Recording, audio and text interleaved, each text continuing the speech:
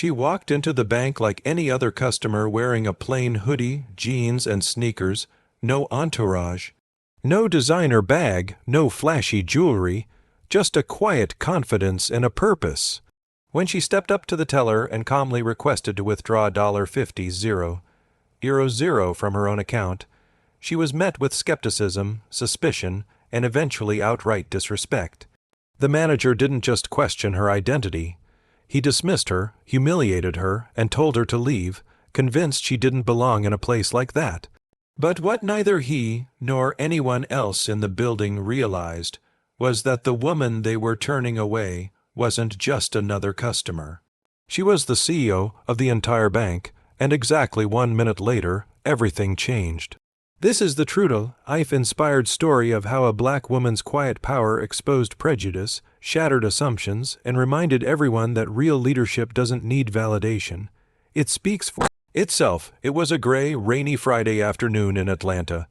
The sidewalks shimmered with puddles, and the city buzzed with people hurrying to escape the drizzle. Inside Prime First Bank, the atmosphere was calm, almost too calm. The security guard near the front entrance leaned against the wall, watching the street in halves, scrolling through his phone. A couple of elderly clients filled out deposit slips at a side counter. A mother tried to quiet her restless toddler. Behind the teller windows, business ticked along with routine precision. The glass doors opened slowly. In stepped a woman in a gray hoodie, dark jeans, and wore out sneakers. She didn't rush, didn't hesitate. She simply moved with quiet intention. Her hood was still damp from the rain, and tiny droplets clung to the fabric. Clutched in her right hand was a small black leather wallet, sleek and compact, its gold zipper worn from use. She didn't glance around for help. She walked straight to the line and waited patiently. Her posture was calm, but there was a tension in her eyes, as if she had come prepared for something more than a simple transaction. Next, called a voice from behind the glass. She stepped forward and placed her ID and bank card on the counter. "Hi," she said politely, her voice even. "I'd like to make a withdrawal, $50,000, please." The young teller, a woman in her 20s with a ponytail and chipped pink nail polish, looked up and blinked. "Excuse me, 50,000, yes," the woman repeated, unfazed. "The funds are available in the account." The teller hesitated, her fingers pausing over the keyboard.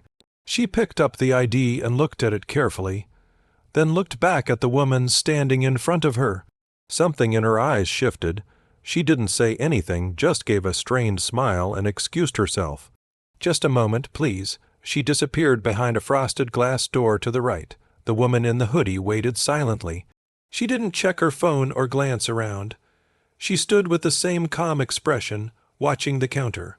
Behind her, a man in a tailored navy suit huffed impatiently. He glanced at his Rolex, then muttered to the woman beside him, "Some people think they can just walk in and take that kind of cash. Unbelievable." The security guard noticed the brief tension but didn't intervene. His phone screen lit up again, and he went back to scrolling. A few moments later, the manager appeared. He was a middle-aged man in an ill-fitted blazer with thinning hair slicked back. His name tag read David Henson, branch manager. His smile was tight, rehearsed, the kind that didn't reach the eyes. "Good afternoon," he said as he approached. "I understand you're requesting a withdrawal of $50,000. The woman nodded once. "That's correct, from my checking account."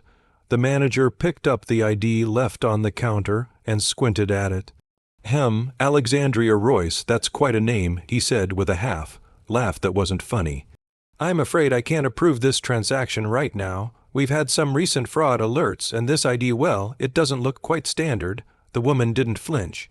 "It's a government-issued ID. I can provide additional verification if needed. This is my account. I've made larger withdrawals before." David gave a condescending smile. "Yes, well, we just have to be cautious. It's for your safety, of course. You'd be surprised at the kind of scams people try to pull these days." Her expression remained composed. "I'm not trying to scam anyone. My name is Alexandria Royce. If you access the account, you'll see the funds and the matching ID." David chuckled again, shaking his head. "And I'm the President of the United States." The air in the bank shifted. The woman stared at him. The faintest trace of a smile played on her lips, not one of amusement, but of realization. Behind her, the man in the suit crossed his arms, clearly entertained by the scene. "This ought to be good," he whispered. The room fell into a tense silence. Even the teller, who had initially walked away, was now watching nervously from behind the manager's shoulder. Alexandria slowly reached into her pocket and pulled out her phone. Her thumb moved swiftly across the screen as she spoke, her voice low but firm. "You have 1 minute." David frowned. 1 minute for what? She looked at him with complete calm. "You'll see." No one in the bank understood what was happening, but in 60 seconds, they'd never forget what came next. Alexandria Royce didn't flinch. Her voice remained steady, almost too calm for the moment. "So you're denying me access to my own funds?" The manager folded his arms, sensing the eyes of nearby customers now turning toward the exchange. "We're just following protocol." He replied quickly, his voice unnecessarily loud perhaps for his own benefit more than anyone else's. "You don't have an appointment. You're requesting an unusually large amount. And frankly, we've never seen you in this branch before." He gave her a half shrug, as if what he was saying made perfect sense. "And you don't look like someone who keeps that kind of money in a checking account." He added, letting the words drip with quiet condescension, "especially dressed like that." He didn't finish the sentence. He didn't have to. His eyes scanned her hoodie, damp with rain, her casual jeans, and her old sneakers. His meaning was loud and clear. "You don't look wealthy. You don't belong here. You must be trying to cheat the system." Several people in the line behind Alexandria exchanged uncomfortable glances. Even the mother, trying to hush her toddler, paused and looked up. The man in the navy suit behind her grinned, enjoying the unfolding drama like it was a television show. "I'll have to ask you to leave." The manager continued, gesturing toward the door like he was doing her a favor. "You can return later with proper verification, or if you prefer, schedule an appointment with a financial advisor." Alexandria's expression remained unreadable. She didn't argue. She didn't raise her voice. She didn't explain. She just breathed in quietly, her face almost serene. 1 minute, she said, as if announcing the time. The manager blinked. 1 minute for what? Alexandria pulled her phone from the pocket of her hoodie and tapped the screen a few times with her thumb. "Just wait." She didn't look up at him. She didn't need to. David Henson, the branch manager, let out a small scoff and turned toward the teller behind the counter. "Call the security guard over, will you? Let's not cause a scene, but we need to be careful." But the security guard, who until now had been lounging near the door scrolling through his phone, had already begun to pay attention. He was standing straight now, hands by his sides, watching Alexandria closely. The customers murmured, tension building in the air. Something felt different about this woman. She wasn't yelling. She wasn't panicking. She wasn't begging for her money. She was waiting, and something about that scared the manager more than if she had screamed. "I'm serious," David said again, this time with a little more edge. "You need to leave. I've seen fake IDs before. It's nothing personal. Nothing personal," Alexandria repeated softly, finally raising her eyes to meet his. He hesitated. "You judged me before I said 10 words to you," she continued. "You saw my clothes and assumed I couldn't possibly belong to a bank like this, let alone control the kind of funds I do." David crossed his arms defensively. "You're twisting this. This isn't about race or appearance. It's about protocol. We protect our clients." "Good," she said. "Because I am your client, and now you're going to find out exactly who I am." The man in the navy suit leaned forward slightly, whispering to the person beside him, "This is getting interesting." The seconds ticked by slowly. At the far end of the lobby, the sound of automatic doors opening echoed through the space. 2 men in tailored black suits strode in, carrying leather briefcases and corporate badges on lanyards. They didn't stop to speak with the guard or the receptionist. They headed directly toward David. "Mr. David Henson," the taller one asked, flashing a badge. "We're with corporate compliance. You're being relieved of your duties immediately." David's mouth dropped open. What is this about?" The second man held up a folder, an executive odd. "It has been initiated by CEO Alexandria Royce." The entire bank went silent. All eyes turned to the woman in the hoodie. Alexandria calmly slipped her phone back into her pocket and slowly pulled down the hood from her head, revealing her perfectly styled curls and poised expression. David's face drained of color. Wait, he stammered. You're Alexandria Royce." "Yes," she said simply, looking him dead in the eye. "And you just disrespected the CEO of the very company you work for." No one dared say a word. The silence was louder than any shouting could have been. And it was only the beginning. Exactly 60 seconds later, almost to the second, the double glass doors of Prime First Bank burst open with purpose. The loud whoosh of the hydraulic hinges drew every eye in the room. In stepped two men in crisp, dark suits, the kind tailored to perfection, with polished shoes and subtle earpieces that screamed authority. They didn't pause, didn't hesitate. They moved like they had been here before, like they owned the place. One of them, a tall man with salt and pepper hair and a calm intensity in his eyes, walked straight toward the teller counter. He stopped inches from the stunned branch manager, David Henson. "Are you David Henson?" the man asked, pulling out a leather folder embossed with the company's gold seal. David blinked, confused and thrown completely off balance. "Yes." The man handed him the folder. Inside were documents bearing the Prime First Bank letterhead and legal corporate markings. At the top, in bold red text, were the words, "Immediate termination notification. You're relieved of your duties," the man said coolly. "Effective immediately. You may collect your personal items and exit the premises." David's eyes widened in disbelief. Wait, what is this? Who are you?" The second man, shorter but stockier, stepped forward and held out his badge. "We're with Corporate Oversight, Internal Audit Division. This action was initiated directly by MS Alexandria Royce." The name hit like a thunderclap. Gasps rippled through the room. Several customers who had been silently watching now exchanged glances. The mother with the toddler clutched her child a little closer, whispering something under her breath. The security guard, suddenly alert and standing ramrod straight, looked toward Alexandria as if seeing her for the first time. And then, finally, she moved. Alexandria Royce slowly pulled down the hood of her gray sweatshirt. Damp curls spilled out around her shoulders. Her eyes, calm, clear, and sharp, met David's. Recognition hit him like a freight train. His face turned a sickly shade of pale. His mouth opened, then closed again, like he couldn't quite find the words. "Why, yes," she said, her voice quiet but unmistakably commanding. "I'm Alexandria Royce, CEO of Prime First Bank." There was no pride in her voice, no smugness, just facts. Facts that gutted David where he stood. The man who had belittled her for how she looked questioned her identity, her worth, her legitimacy, was now trembling in front of the very woman who built the empire he worked for. "MS. Royce, I didn't know. If I had known it was you." "That's exactly the problem," she interrupted.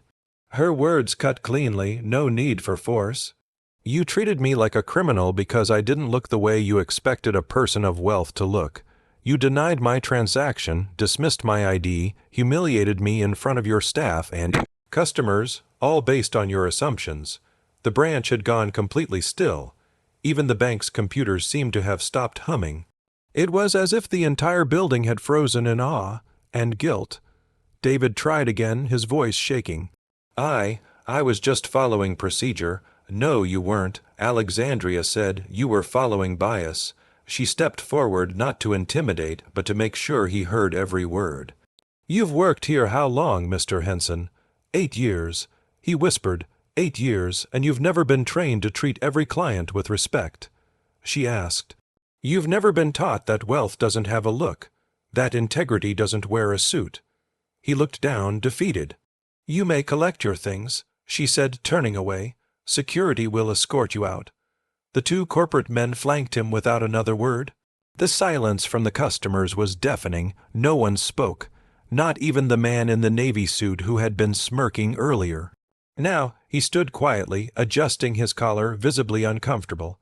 As David walked away, shoulders slumped, folder in hand, Alexandria turned to the teller, who still looked visibly shaken.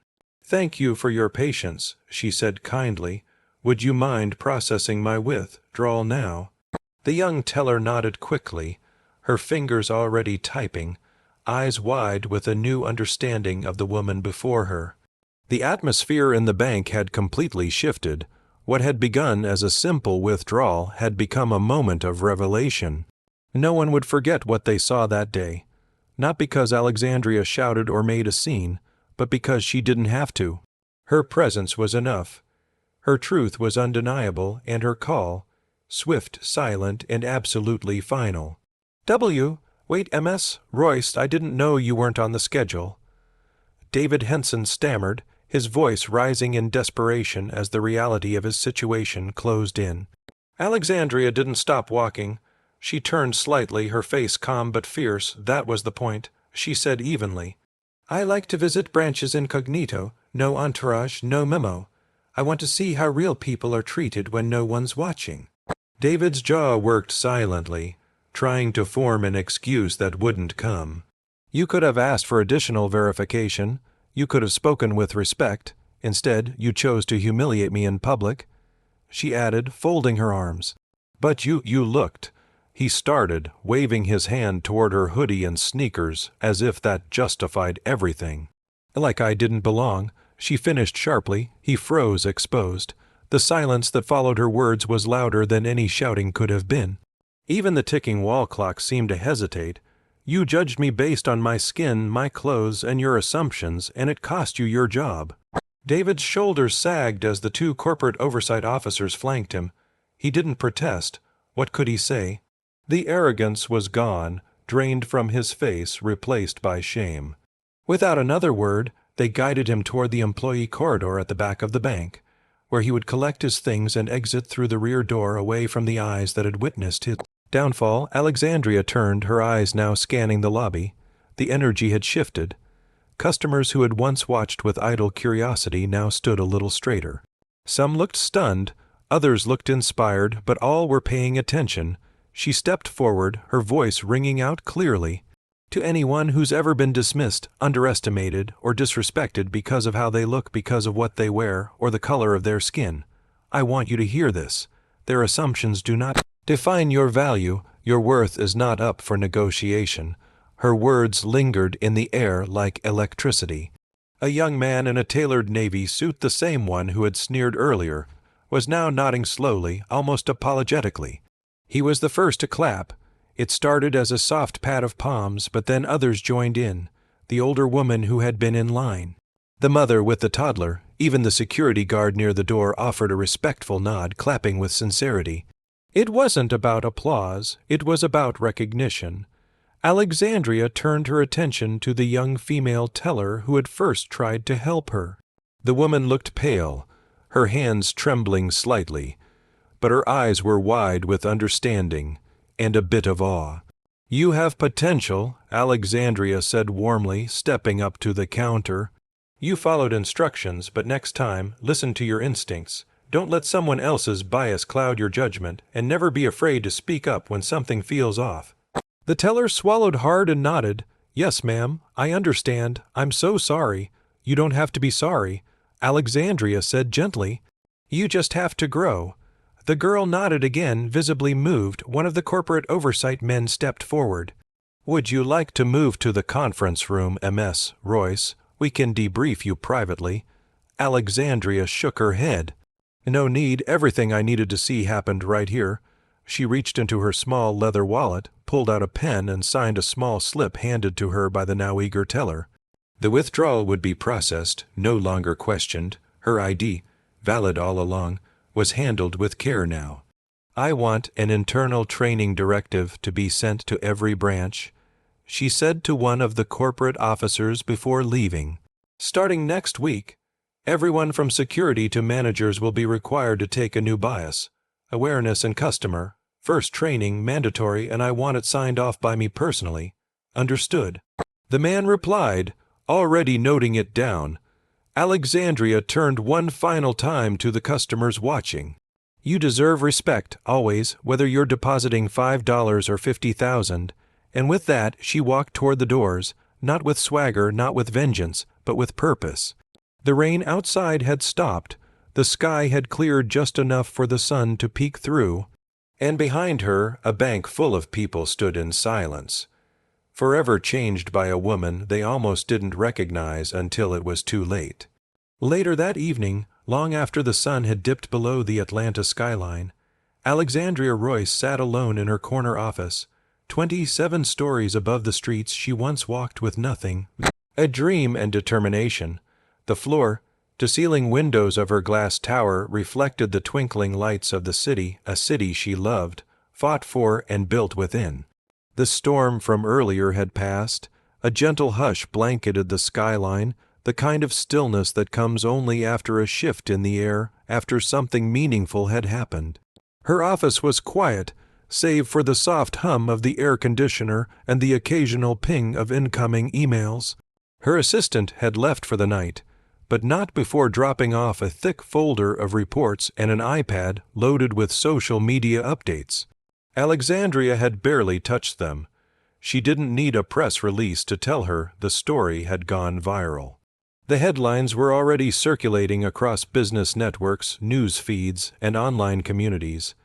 CEO denied withdrawal at her own bank. Fires manager on the spot. Alexandria Royce teaches powerful lesson on bias and respect. Hoodie or not, she's the boss. Prime First Bank CEO goes undercover. Her name was trending. Memes were popping up. Influencers were reposting the footage captured by customers. The young man in the suit had apparently written a long LinkedIn post detailing how wrong he'd been in judging her.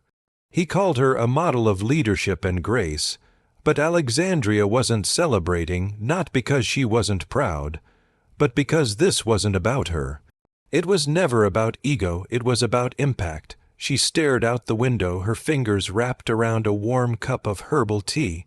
Her mind wasn't on the likes, the followers, or the headlines. It was on every person who had ever been dismissed, overlooked, or mistreated simply because they didn't fit someone's image of success. She knew that pain. She had lived it long before she ever owned a bank or signed paychecks. And today proved that even with all her accomplishments, the world still saw her hoodie before they saw her name. Her phone buzzed on the desk.